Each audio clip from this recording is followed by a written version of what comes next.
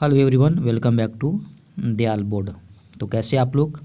I hope आप सारे अच्छे होंगे और पढ़ाई कर रहे होंगे। तो आज के सेशन में कंप्लीट करने वाले हैं क्लास 10th और उस चैप्टर का नाम क्या है, इलेक्ट्रिसिटी। तो सबसे पहले इस चैप्टर के बेसिक जो डिफिनेशंस हैं उसको कवर करेंगे और इम्पोर्टेंट पॉइंट भी कवर करेंगे। तो आप इसको शॉर्ट नोट्स भी बना सकते हो ताकि आप लोगों को जानकारी मिल सके। तो शुरुआत करते हैं। सबसे पहले हम लोग समझते हैं कि इलेक्ट्रिक पोटेंशियल क्या है।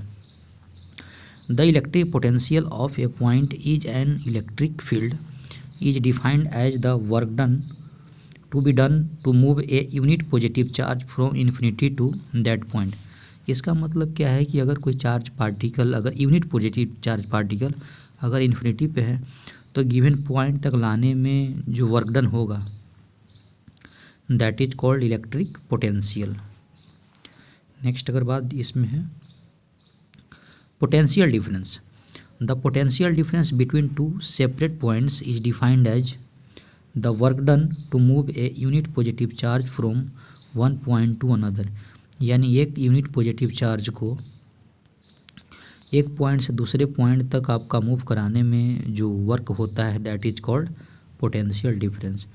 और पोटेंशियल डिफरेंस का जो फार्मूला है V इक्वल टू W/Q, यानी आपका पोटेंशियल डिफरेंस इक्वल टू होता है work upon charge. Potential difference का यूनिट है वोल्ट। ये आपका एक डायग्राम है। अब इसको हम लोग समझते हैं नीचे। इसमें कहता है कि द बल्ब विल ग्लो और the magnetic needle will show deflection if liquid in the beaker is a good conductor of electricity. इसका मतलब क्या हुआ, ऊपर के डायग्राम में अगर ये गुड कंडक्टर ऑफ इलेक्ट्रिसिटी होगा, दिस मीन्स क्या होगा, ये बल्ब आपका ग्लो करेगा, या आपका ये जो कंपास है दैट विल बी डिफ्लेक्ट। इसमें क्या बोल रहा है, greater the deflection of the needle और ब्राइटर द लाइट। इसका मतलब क्या है कि इस नीडल में जितना डिफ्लेक्शन होगा या ये जो बल्ब जितना ब्राइटर होगा, better is the conductivity of the liquid. यानी कहने का मतलब क्या है, इस लिक्विड का उतना ही कंडक्टिविटी ज़्यादा होगा। इसका मतलब ये होगा कि अगर लिक्विड का कंडक्टिविटी ज़्यादा होगा तो बल्ब आपका ब्राइटर होगा, और लिक्विड का अगर कंडक्टिविटी अगर कम होगा तो बल्ब आपका ब्राइटर नहीं होगा। अब हम लोग समझते हैं गुड कंडक्टर और पुअर कंडक्टर में क्या डिफरेंस है। तो लेमन जूस गुड कंडक्टर का एग्जाम्पल है। इसके बाद विनेगर गुड कंडक्टर का एग्जाम्पल है।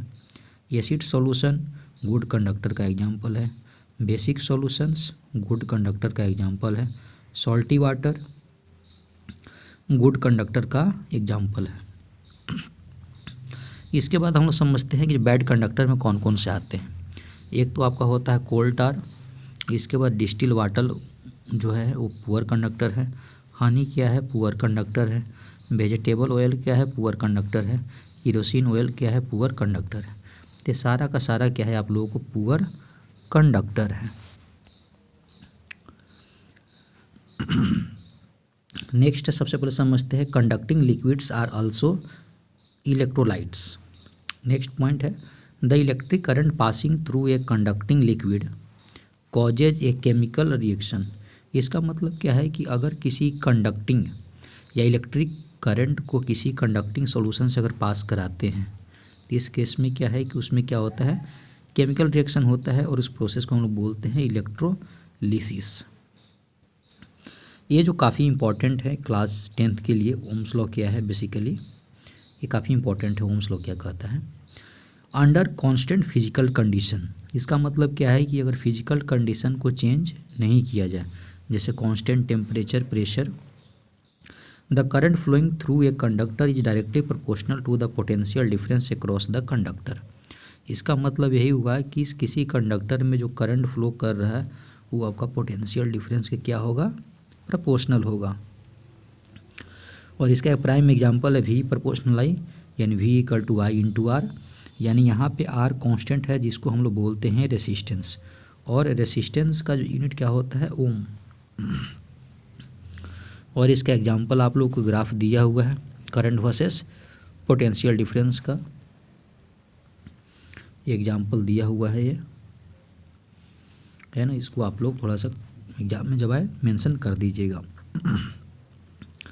इसके बाद ये हम लोग को ये काफ़ी इंपॉर्टेंट है, समझने वाली बात है, ओहमिक रजिस्टर क्या होता है। तो इसका सबसे पहले मैं डिफिनेशन पढ़ रहा हूँ।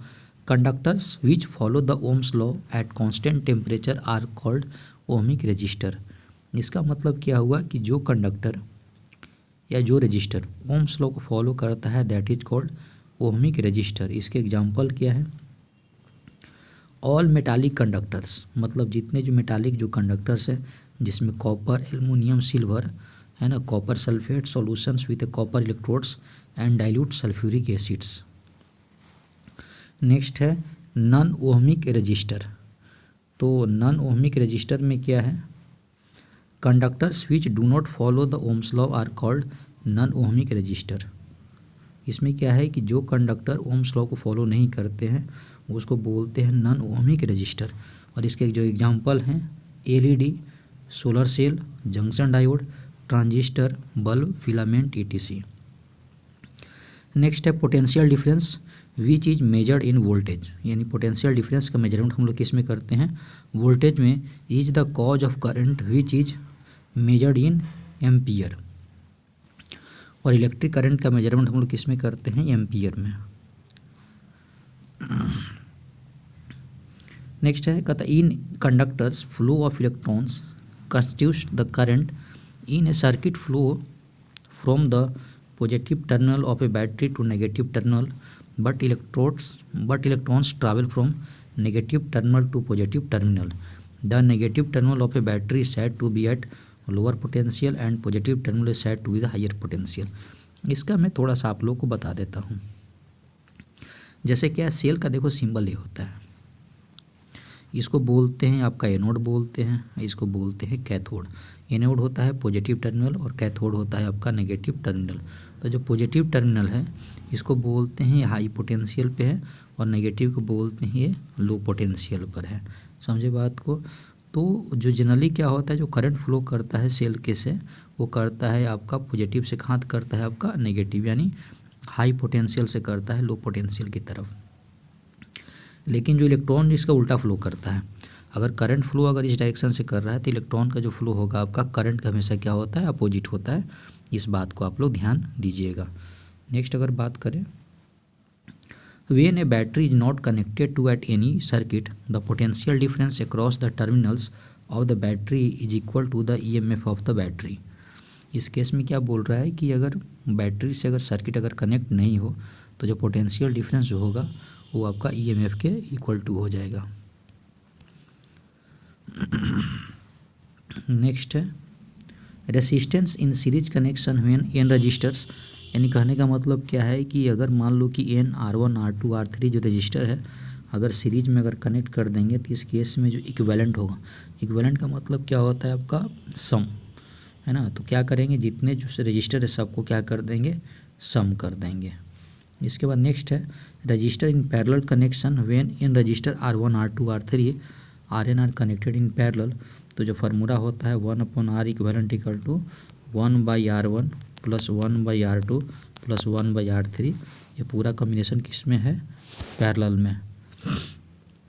इसके बाद जो next Joule's heating effect suggest that heat produced in a resistor is directly proportional to the square of current flowing through the resistor। इसका मतलब हीट जो फ्लो करता है वो करंट के डायरेक्टली स्क्वायर के बराबर हो जाता है। एंड रजिस्टर है ना, और हीट जो प्रोड्यूस होता है वो किसका प्रोपोर्शनल होता है, आपका रजिस्टर का। और time for the current flow the register, यानी एज प्रोपोर्शनल किसका होता है, टी का, है ना। तो ये आपका इसमें क्या होता है, एज प्रोपोर्शनल आर का होता है, इसमें करंट का स्क्वायर क्या होता है। फिर दोनों को बराबर कर दोगे तो हीट करंट फ्लो करने वजह से हीट जो जनरेट करता है वो आपका फार्मूला होता है आपका I² R/T। अब इसका एप्लीकेशन देख लेते हैं। आयरन में electric iron, toaster, fused wire, bulb. Fuse wire कहता है लो, है ना। फ्यूज वायर का मतलब क्या है, a low melting point wire is connected in series with electrical device for safety. Fuse wire में क्या होता है, एक लो मेल्टिंग पॉइंट का वायर होता है जिसको हम लोग सेफ्टी पर्पस के लिए यूज करते हैं। इलेक्ट्रिक पावर क्या है, electric power is defined as the rate of consumption of energy और simply rate of doing work, है ना। जिस रेट से वर्क होता है दैट इज कॉल्ड आपका पावर। तो पावर का देखो यहाँ पे 3 फार्मूला है। Power equal to V into I होता है, जहाँ पर वी क्या है वोल्टेज, आई क्या है करंट, है ना। फिर power equal to I square R होता है और पावर इक्वल टू फार्मूला होता है वी स्क्वायर अपॉन आर। तो पावर का जो वी स्क्वायर अपॉन आर होता है इसको हम जनरली यूज करते हैं पैरेलल में, और आई स्क्वायर आर जो जनरली यूज करते हैं सीरीज में। इसलिए करते हैं कि सीरीज में क्या होता है करंट सेम होता है और पैरेलल में वोल्टेज सेम होता है। नेक्स्ट है S I unit of power. इसमें कहता है कि पावर का जो एस आई यूनिट है वो है वाट, और 1 kWh is the commercial unit of electrical energy. और 1 यूनिट का जो होता है आपका 3.6 इंटू 10⁻⁶ जूल। तो ये आप लोग इसको याद कर लीजिएगा। तो दोस्तों इस वीडियो में हम लोगों ने कवर की इंपॉर्टेंट आपका कंसेप्ट इलेक्ट्रिसिटी से। तो आई होप आपको वीडियो पसंद आया होगा। तो पसंद आए तो लाइक सब्सक्राइब और शेयर करें ताकि मुझे मोटिवेशन मिले और आप लोगों के लिए मैं डेली ऐसी वीडियो बनाता रहूं। तो पढ़ाई करते रहें। All the very best. Thank you.